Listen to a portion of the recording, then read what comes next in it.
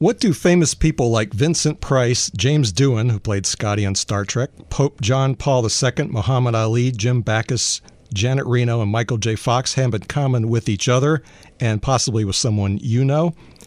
They all lived with Parkinson's disease. Janet Reno, Muhammad Ali, and Michael J. Fox are still alive and dealing with it every day. If you have it or know someone who does, spend the next few minutes learning more about this disease from Amy Comstock-Rick, CEO of the Parkinson's Action Network. Good to meet you, Amy. Good to meet you. Thank you. A lot of people deal with this. April is Parkinson's Awareness Month, so it's good timing for us to have this conversation and to get people to be aware. Let's start with the basics. What is Parkinson's disease and what are some of the symptoms? Parkinson's disease is the death of dopamine-producing neurons in the brain.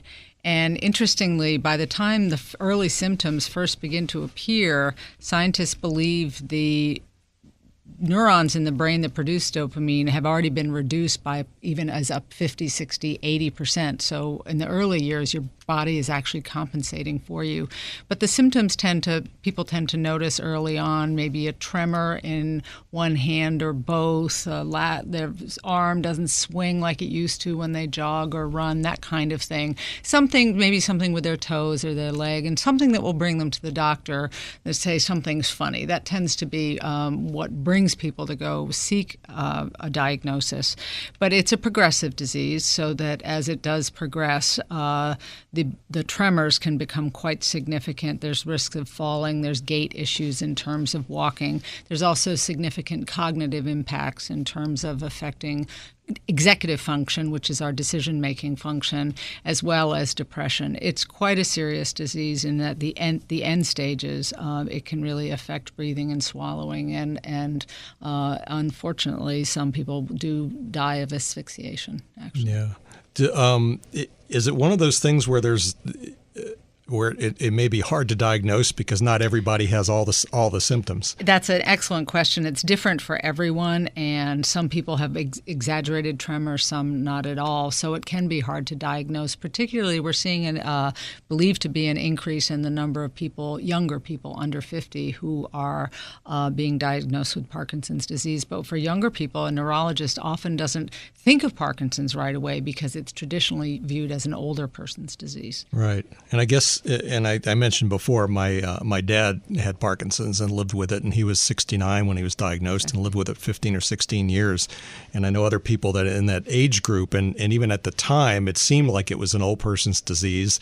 And then Michael J. Fox announces that he has it, and I think he was in his 30s when he announced that. That's right. And actually, as I joked earlier, 69 isn't looking that old to me anymore. And the disease, currently we only have treatments that deal with the motor symptoms. We don't have anything that slows the progression. And even the drugs to treat the motor symptoms begin to not work as well and have serious side effects after 5 to 8 years. So it's a disease that still needs significant attention, particularly with the aging of the baby boomers. We now estimate around between 500,000 and 1.5 million people in this country have Parkinson's disease, but age is clearly a significant factor. So that number will only increase, and we don't have adequate treatments. Yeah. How of the treatments that are out there, how is it usually treated? There are drugs that the goal is to basically replace the dopamine that your brain has lost or trick your brain into making more dopamine. But they only work moderately well, and as I said, only for a certain number of years, and then the side effects can be significant. So what researchers are looking for is something that could actually slow the progression of the disease. And if the goal is if we could diagnose it earlier and then have a treatment that really slows the progression, if you didn't notice it and it wasn't that severe, that's really our goal, is to come up with compounds that catch it early and then really slow it down so that your quality of life is not interfered with very much. Scientists are working really hard on it, but we're not there yet. Diseases of the brain are really complicated. Oh, yeah. And I guess there's a brain stimulation, something or another, that some of the younger patients like Michael J. Fox are able to benefit from. They are, although not Michael specifically, but deep brain stimulation is using electrodes in the brain to stimulate brain stimulators that also works only on the motor aspects of the disease.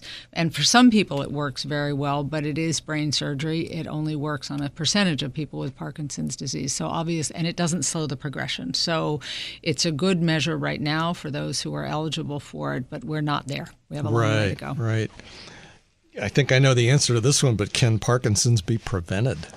That's actually an excellent question. No, we do not now know how to prevent it, but there's some very interesting research coming out to show that Parkinson's may very likely be a genetic vulnerability, so that some genetic mutation that some people have may make them more likely to get Parkinson's disease, and then an environmental trigger, whether it's an insult in terms of a brain injury or exposure to certain kinds of toxins like pesticides. And there's some interesting research going on there.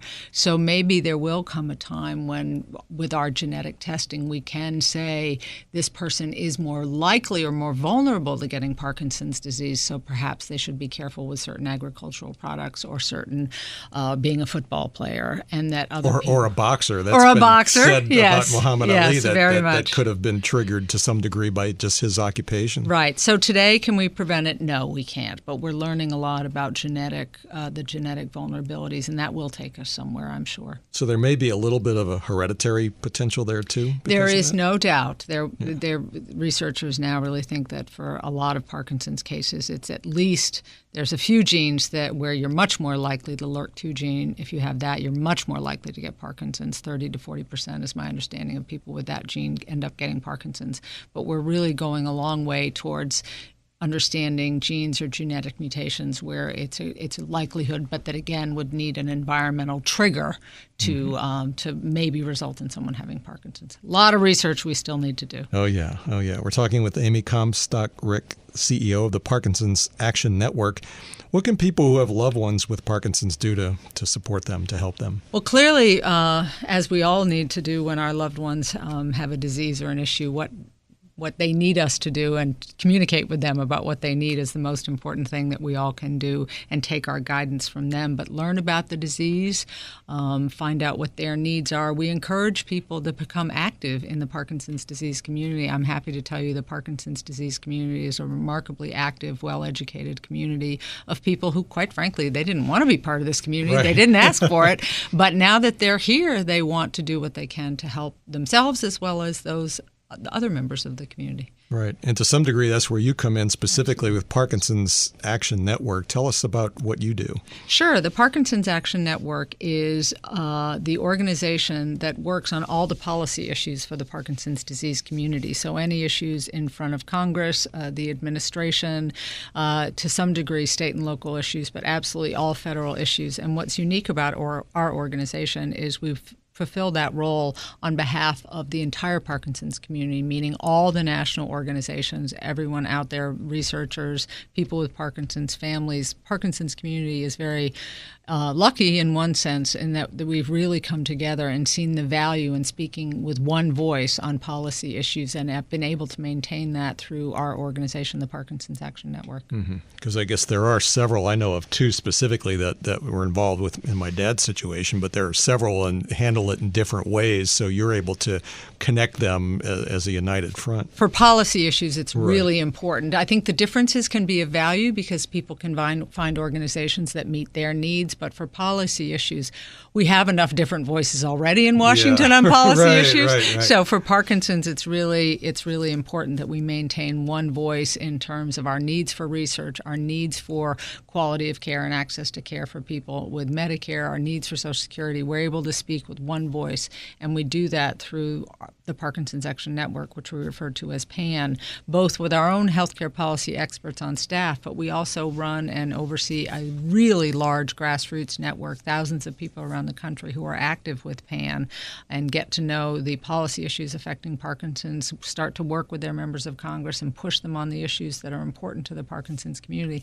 And that's something everyone can do to get involved with Parkinson's. Well, let's talk a minute about that, about the grassroots efforts. last. Can one person really make a difference? One person really can make a difference. And I think in our age of complicated technology and a little bit of cynicism, I'm afraid right now, it's remarkable still how one person communicating with their member of Congress, how they feel about an issue, really can make a difference. It's sad, but it's also our opportunity that not as many people take advantage of that opportunity as they should, to let their members know that biomedical research, and in this case research about Parkinson's, really matters to them, and that they will communicate that to their member and then watch how their member votes on issues that affect health care and research or Medicare. People can either go to our website and find out about the issues that affect the Parkinson's community, or now that we're in election season, I encourage people, go to a town hall for when you have a member of Congress running.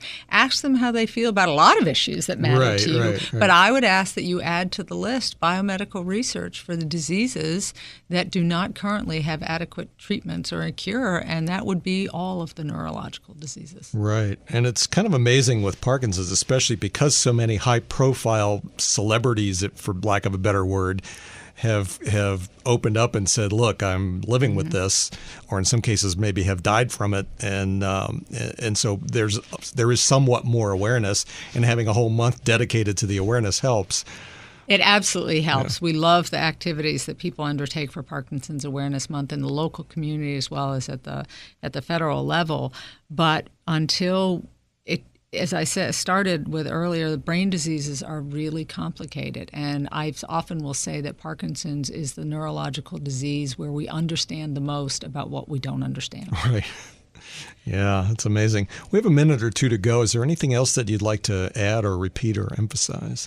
I'd really like to encourage people to educate themselves about the issues that are important to the Parkinson's community. They can go to our website, www.parkinsonsaction.org. Go to the websites of some of the other national Parkinson's organizations.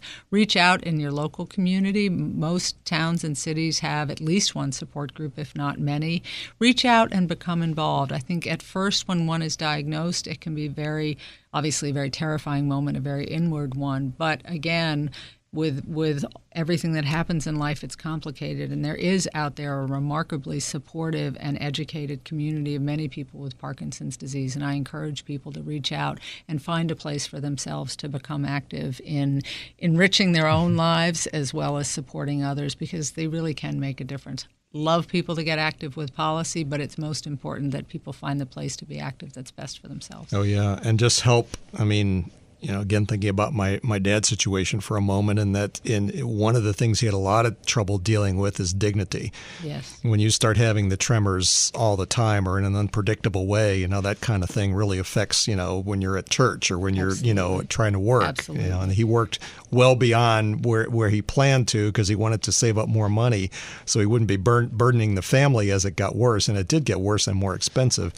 But that's right. There's that dignity issue that I've seen a lot of people have to deal with. Absolutely. And one final thought is I encourage people who have Parkinson's also to think about clinical trials. We can't test any new treatments without people with Parkinson's being willing to participate in clinical trials. And quite frankly, our recruitment rate in our community is not as high as it should be. So those who would like to pursue that, we need you. Okay. And the website one more time? Our website is www.parkinsonsaction.org. Excellent. All right. Amy Comstock-Rick, CEO of the Parkinson's Action Network. Thank you for your time and the information. And April is Parkinson's Awareness, so hopefully someone who's heard this is more aware now and can take some of these steps. Thank you, and thanks for having me. Great. And I'm Bernie Lucas. Thank you for listening.